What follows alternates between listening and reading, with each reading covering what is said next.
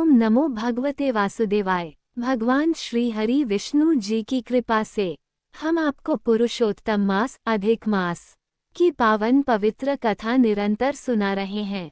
भगवान श्री विष्णु जी का आशीर्वाद एवं महालक्ष्मी जी की कृपा, भगवान भोलेनाथ जी की कृपा आपके परिवार पर सदैव बनी रहे। आइए आज चौथे दिन की कथा श्रवण करें। पुरुषोत्तम मास महात्म्य अध्याय 4। श्री नारायण बोले, हे नारद, भगवान पुरुषोत्तम के आगे जो शुभ वचन अधिमास ने कहे वह लोगों के कल्याण की इच्छा से हम कहते हैं, सुनो।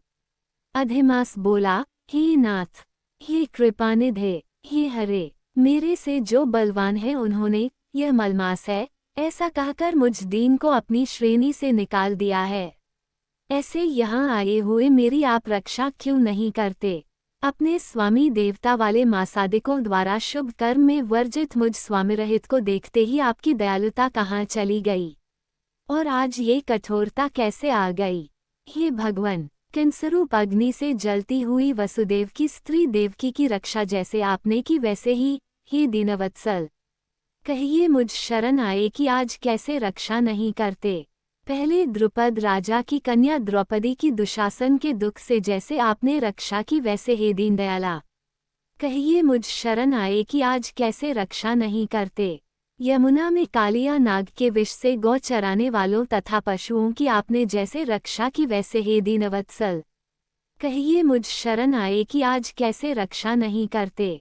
पशु और पशुओं को पालने वालों एवं पशुपालकों की स्त्रियों की जैसे पहले व्रज में सरपत के वन में लगी हुई अग्नि से आपने रक्षा की वैसे हे दीनवत्सल, कहिए मुझ शरण आए कि आज कैसे रक्षा नहीं करते?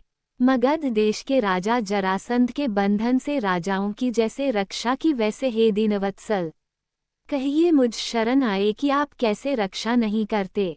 आपने ग्राह के मुख से गजराज की झट आकर जैसे रक्षा की वैसे हे दीनवत्सल, कहिए मुझ शरण आए कि आज कैसे रक्षा नहीं करते?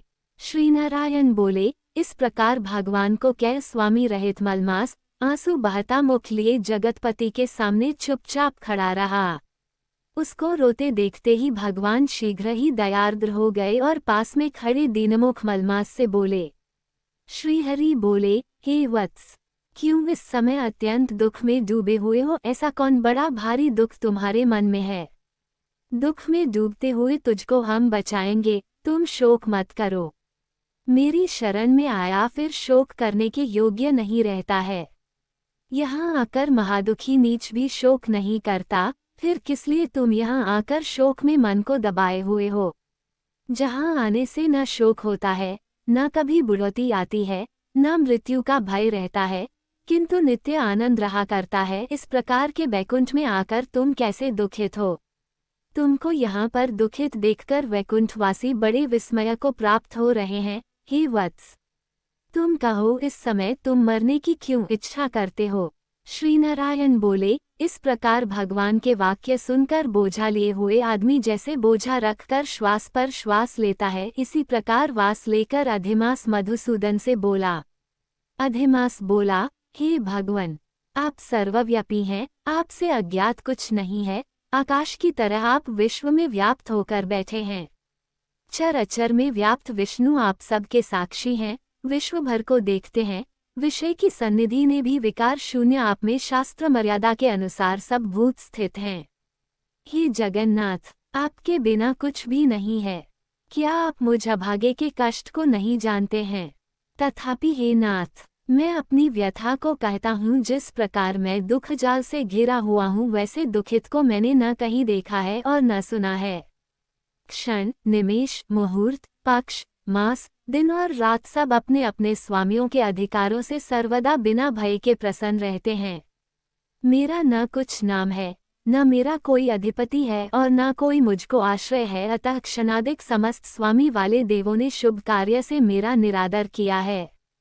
यह मलमास सर्वदा त्याज्य है, अंधा है, गर्त में गिरने वाला है, ऐसा सब कहते हैं।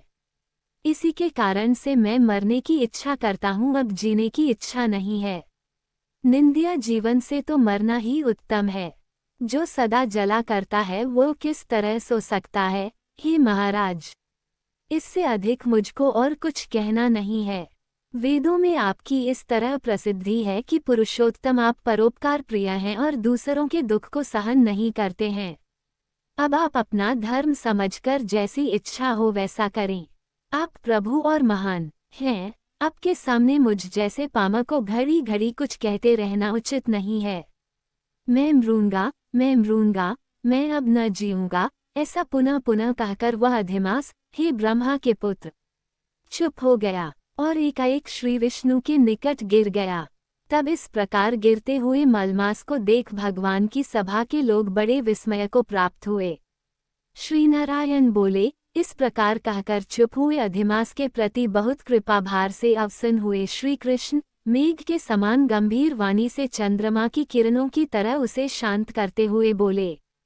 सूत जी बोले, हे विप्रो, वेदरूप रिद्धि के आश्रित नारायण का पापों के समूहरूप समुद्र को शोषण करने वाला बड़वानल अग्नि से समान वचन सुनकर प्रसन्न हुए नारद मुनि पुनः आदिपुरुष के वचनों को सुनने की इच्छा से बोले। इति श्री बृहन्नारदीय पुराणे पुरुषोत्तममास चतुर्थ अध्याय संपूर्ण। हमारे द्वारा दिखाई जा रही वीडियो यदि आपको अच्छी लग रही है तो चैनल को सब्सक्राइब करके लाइक कमेंट और अधिक से अधिक शेयर करें। ओम नमो भगवते वासुदेवाय।